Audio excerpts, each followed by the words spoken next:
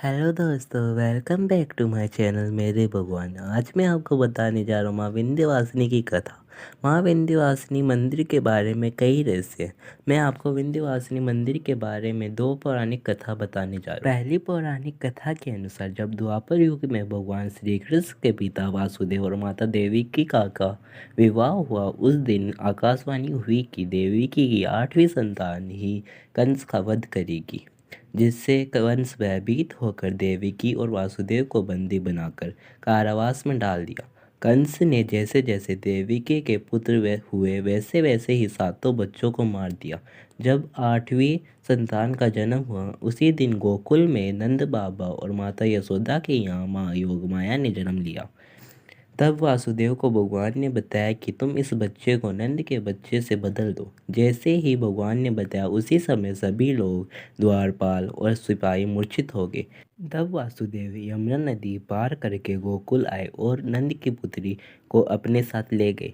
कंस को पता चला कि देवकी की और वासुदेव की 8वीं संतान ने जन्म ले लिया, तो वह उसे मारने कारावास में आया। उसने देखा कि वह पुत्री हुई है, परंतु उसे भी खाई में गिरा दिया। लेकिन माँ योगमाया ने अपना असली रूप धारण किया और कहा, हे मूर्ख, तुम्हें मारने वाला इस धरती पर जन्म ले चुका है, अब तुम्हारा वध होना निश्चित है। यह कहकर माँ अंतर्ध्यान हो गई। तब देवताओं ने माँ से कहा कि माँ, अब आपका धरती पर कार्य पूरा हो चुका है, अब आप हमारे साथ देवलोक चले, हमें कृतज्ञ करें। लेकिन माँ योगमाया बोली, नहीं, मैं अब यहीं रहकर अलग अलग रूप में दर्शन दूंगी। तब माँ विंध्याचल पर्वत पर विराजमान हो गई। तब से माँ विंध्याचल पर्वत पर ही विराजमान है और अपने भक्तों को दर्शन देती है।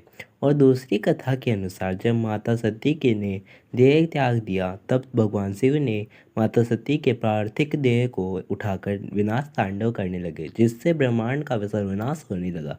तब सृष्टि की रक्षा के लिए भगवान विष्णु ने अपने सुदर्शन चक्र से माँ सती के टुकड़े कर दिए। वे टुकड़े जहाँ धरती पर गिरे, वहाँ वहाँ शक्तिपीठ बन गए।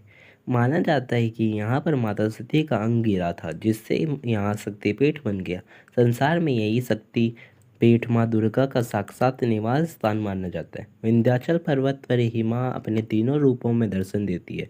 विंध्यवासिनी रूप में माँ लक्ष्मी, काली को हमें माँ काली और माँ अष्टभुजा रूप में माँ सरस्वती में विराजमान है। यही थी माँ विंध्यवासिनी की कथा।